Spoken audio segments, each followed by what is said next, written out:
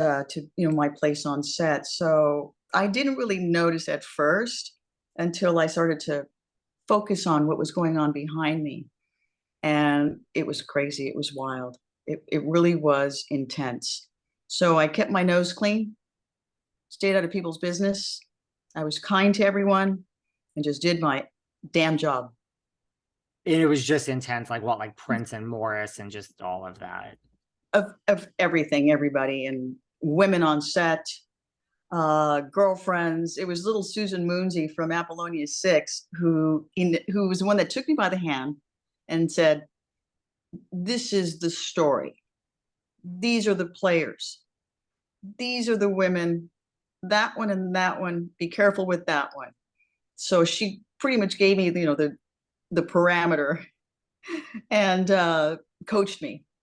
So once again, I just kept, to myself, and I was friendly with everyone, but I kept to myself because it was that the director was directing a couple of the women to give me a tough time, as it was in the script.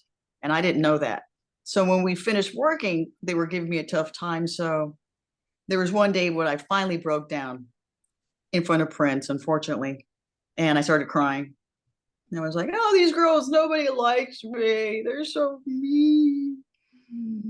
And he just looked at me and goes, "Look at you. You're just a jellyfish. You're a spineless jellyfish."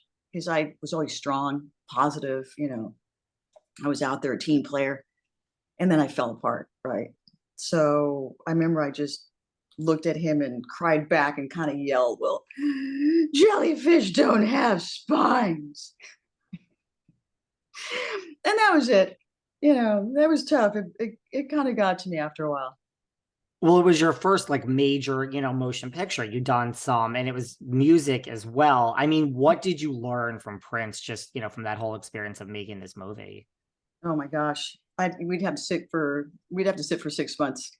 I learned a lot from him. So much. And I apply those lessons in my life today.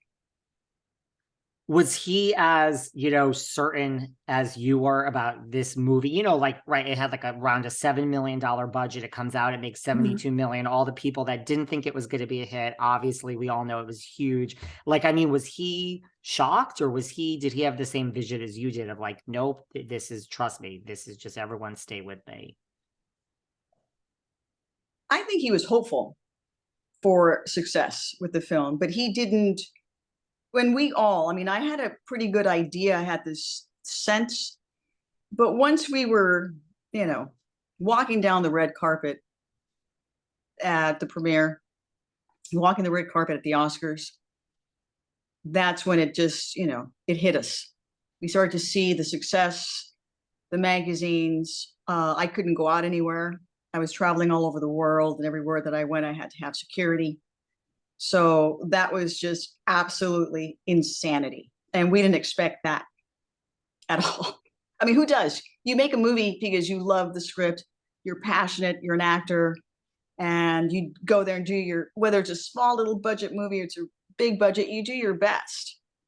And that's what we were doing. We never expected it to blow up the way it did. What did you get any specific advice, or like what was one piece of advice that stuck with you from Prince as far as like fame? Because he like this elevated him, sure, but 1999 and everything else was a huge hit. Like, and you weren't, like you said, you went from, working on Fantasy Island and Knight Rider, no offense to those shows, right, to being everywhere. Like, did you get any advice on fame from Prince and how to handle it? He actually taught me to step out of the role of Patty and to be Apollonia. Every time that you leave your home dressed and behaving as Apollonia, the star. Because then he reminded me that every time Elvis Presley left his home, he left as Elvis. He was always Elvis.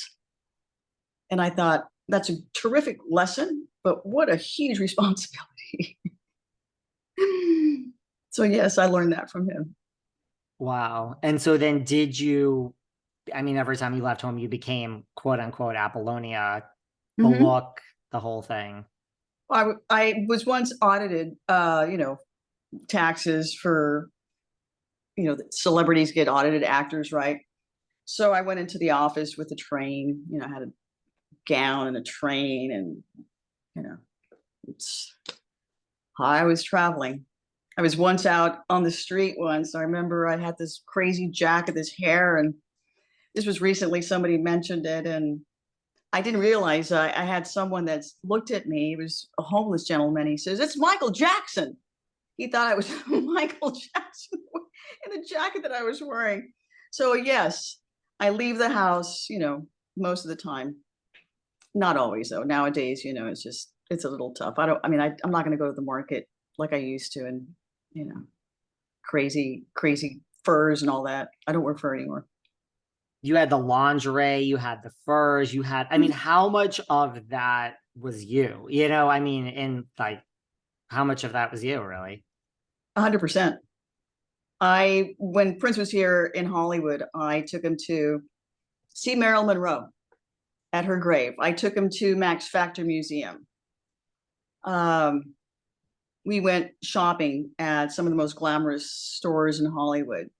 So for me, it was important, to be glamorous in the film. And at first he goes, we have to have you look a little bit trashy and poor, like when a singer first gets started and all that. But I just, from the second I stepped on that set and stepped off the set, it was just glamour.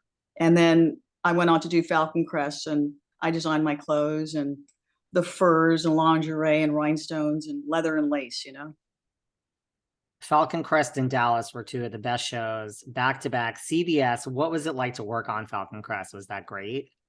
Yes, it was. I got to hang out with my friend Lorenzo Lamas because we had the same agent.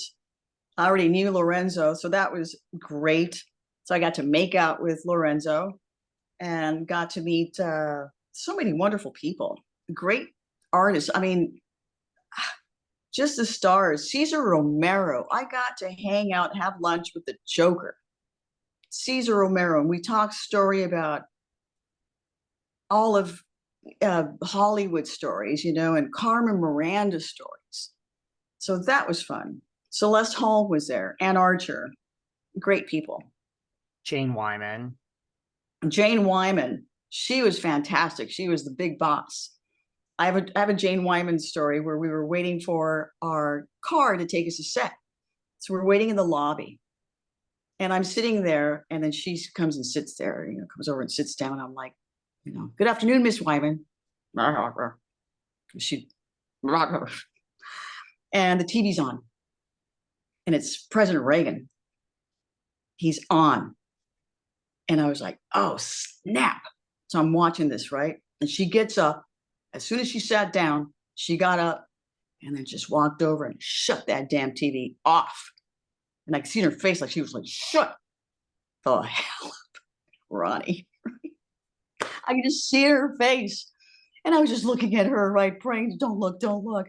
And she just sat there with her, and I just looked at that and I was like, damn, I wish I'd, been able to film that. But that was the moment.